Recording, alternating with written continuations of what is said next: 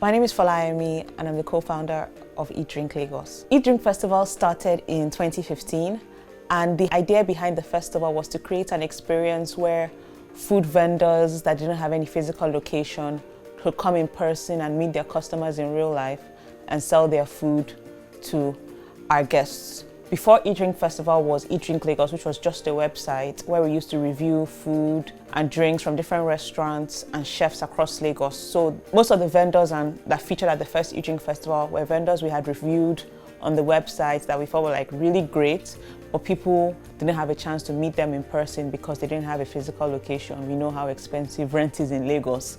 So that was the idea behind the whole festival, to give people a chance to meet food vendors they wouldn't normally meet on the streets, that don't have restaurants in real life. When we first started, even though it was called EatDrink Festival, honestly, it wasn't like a proper festival in the sense of the word festival. All it was basically a marketplace where there were just food vendors and people buying and selling. There wasn't much in terms of entertainment, demonstration, master classes, and things like that.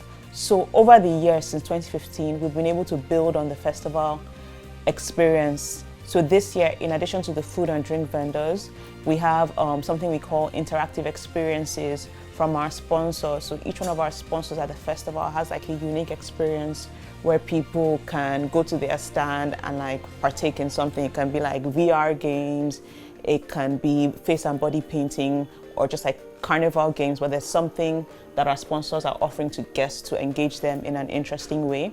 We also have what we call the festival workshops, where people can sign up for a workshop. It's a small group of 20 to 24 people and they can learn something new. So we have a food photography one, we have one for cocktail making, and we also have one for the kids, which is a cupcake decorating workshop for children. Another experience we have at the EatDrink Festival this year is the main stage. On the festival main stage, we have demonstrations from culinary experts, so they can teach a class, for example, on Igbo cuisine. We also have someone teaching a class on interesting things you can do with Nigerian pawpaw.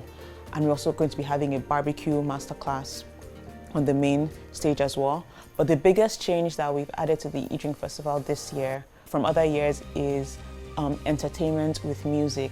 So we came about the concept of the blog during our NYSC, where we had a lot of free time. So we used to hop from restaurants, places in Lagos with our NYSC friends. And I think we went to one restaurant one day and we're having a long conversation about how the bacon wasn't very nice and how you can have different types of bacon. And then that's where the idea of the blog came from. Losa will tell you that he always wanted to have a food blog. I mean, I didn't necessarily always want to have a food blog, but that's how it happened on a food blog. The name for EatDrink Lagos, I think I came up with that. I remember seeing adventure, then eat and drink, and then I said, oh, I joined it all together and I made it as EatDrink Lagos. Festive period dining tips. Restaurants are always going to be busy, so the first thing you have to do is make sure you get a reservation ahead of time. Also, many restaurants during this period have festive menus, which are limited edition exclusives for the holiday period. I recommend that you try those because those items are not going to be on the menu in 2 weeks' time, in 3 weeks' time. So it's an opportunity for you to try something new outside of their regular menu. And another thing that I would recommend this festive period is that we have lots of our Nigerian chefs. You can find them on Instagram, you can ask on Twitter. Many of them are having special festive menus for the period. So let's say you're having guests over, you can order a spread for yourself and your guests. When I go out to eat at restaurants, one thing I really notice that I think makes a difference is when the wait staff understand the menu and can explain it to you.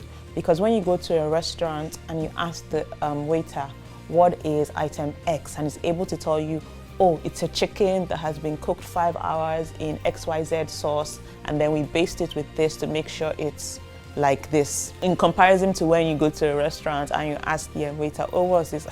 I don't know, my madam has not told me how they make it. So those two things really, it starts off your experience in a positive way even before you order the food and taste it. So in summary, knowledgeable on the menu. On the festival app, you can scroll through the vendor menus and look at their prices and plan ahead for the ones you want. Another thing that we do at the EatDrink Festival is that when vendors apply to be at the festival. They submit their prices and their menus, and many times we have to give them feedback as to, okay, this pricing is like too odd. Let's say it's like 670 naira. Why don't you round it down or round it up? Or this is way too expensive.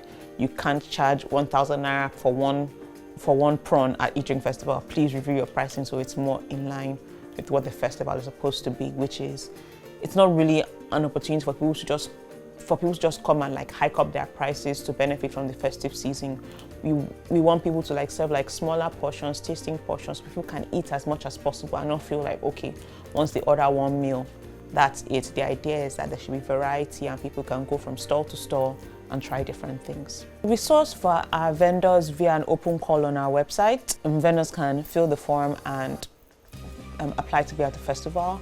We have 3 main criteria for our vendors, which is performance factor, uniqueness, and price point. So price point is that their pricing must be fair and reasonable. Performance is in that they should be good at what they do, and unique is that we don't want to have too much of the same thing at the festival. We plan to expand the festival beyond Lagos and Nigeria. We had the EatDrink Festival in Abuja for the first time, which was called EatDrink Abuja. Next year, we will be back in Abuja again for EatDrink Abuja version 2, and next year as well, we should be taking EatDrink Festival to a new city. As we expand beyond Nigeria, we'll definitely partner with other brands to bring EatDrink Festival to new cities. Since we don't have an established brand in those new cities yet, we'll definitely be looking to partner with food and drink brands and media houses in those cities to bring EatDrink Festival. So the EatDrink Festival app is available on the iOS store and Android store as well. People can download the app, view the schedules for the day, save notifications for when their favorite DJ is going to play, look at the different workshops that we have, register for them. You can also view the vendor menus, you can buy tickets, and you can load your festival wristband on the app. Our future plans for EatDrink Festival are to continue to expand the festival to new cities in Nigeria and West Africa. Our future plans for EatDrink Lagos are for the website to continue to grow.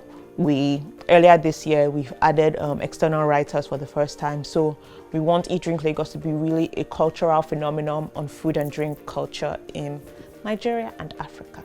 Since 2018, EatDrink Festival has been a cashless festival. And what this means is that people load money onto their festival wristband, which is an RFID wristband, to pay. So we did this so that we are not bothered by network failure, POS is down, or when you have to fight a vendor for your 50 naira change or 100 naira change. So it works completely offline. You load money onto your festival wristband and you scan to pay at the vendor stands. The tickets for EatDrink Festival is 1,000 naira, and it gives you the wristband, access to the performances, access to the vendors, access to the interactive experiences from our sponsors. Basically, it gives you access to the whole festival except the workshops. For the workshops, you just need to register separately for that.